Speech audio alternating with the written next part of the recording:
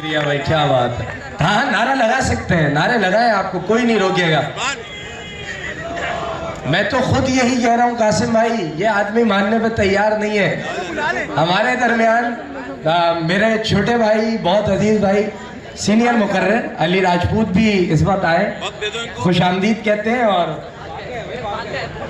یہ اب اس کراؤڈ کا کچھ عمل دخل ہے کہ وہ بھاگ گئے, لیکن نہیں ٹھیک ہے جی.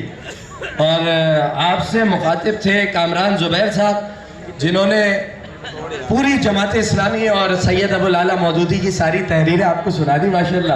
اب میں دعوت خطاب دیتا ہوں فرحان بلدیوی کو, بلدیہ ٹاؤن سے آئے ہیں, فیور میں بات کریں گے. فرحان صاحب تشریف لائیے اور آج کی قرارداد کے موافقت میں اپنے خیالات کا اظہار کیجئے. آپ لوگ تالیاں بجا دیں گے تو میرے بھائی کا حوصلہ بڑھ جائے گا.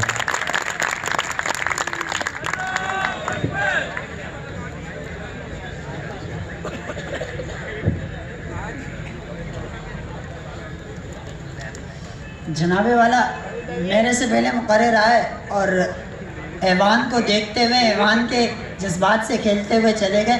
انہیں بتانا چاہوں گا مودودی صاحب کی دوران معالجہ وفات ہوئی ہے, شہید نہیں کیے گئے. اور دوسری بات, اگر آپ اتنے حق اور سچ پر تھے تو ایوان چھوڑ کے بھاگے کیوں؟ جناب والا اب میں چلتا ہوں قرارداد کی طرف. پیش کردہ قرارداد پاکستان میں جمہوریت جعلی ہے. میں لفظ پاکستان سے مراد مملکت خداداد ہے. جمہوریت سے مراد ڈیوٹیرس مفکر کے مطابق ایک ایسا طرز حکومت جس میں قانونی اعتبار سے معاشرے کو اختیار حاصل ہو. جعلی صفت ہے پاکستان کی, بمعنی ناقص اور نامکمل کے ہے برائے حال ہے.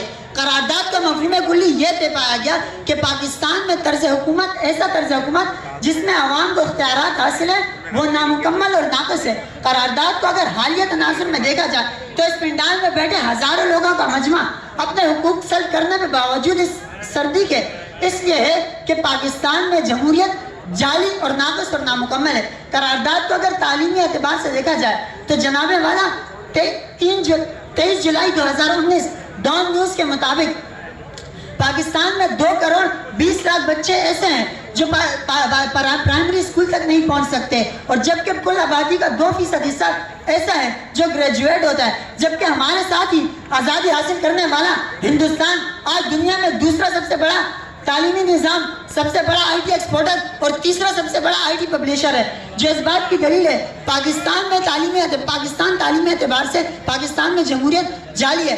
جناب والا 3 فروری 2021 کی رپورٹ کے مطابق ورلڈ بینک کی جانب سے جاری کردہ معاشی رپورٹ, ورلڈ بینک کی جانب سے جاری کردہ علاقائی رپورٹ میں پاکستان کو 70% تجارتی خسارے والا ملک قرار دے دیا, جس کے نتیجے میں پاکستان میں خودکشیاں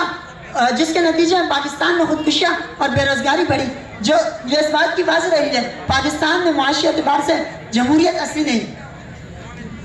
جناب والا میری آخری دلیل, جناب والا اس پنڈال میں لوگوں کا جمع ہونا بلدیاتی انتظامات کے لیے, جبکہ کراچی کے اندر 2 ایسے ادارے KD اور KMC ہیں جو بلدیاتی اعتبار سے تھوڑا بہتر کام کرتے ہیں, جبکہ KMC کا ٹوٹل بجٹ 24 ارب ہے, اور کراچی کے اندر ملین ندی پر بننے والے ایکسپریس وے خصوصی لوگوں کے لیے 27 ارب کی مالیت میں بنتا ہے, جو اس بات کی واضح دلیل ہے کہ یہاں عوام اور خواص کے اندر فرق کیا جاتا ہے, جبکہ جمہوریت کہتا ہے کہ عوام کی نمائندگی اور عوام کے اختیار کو.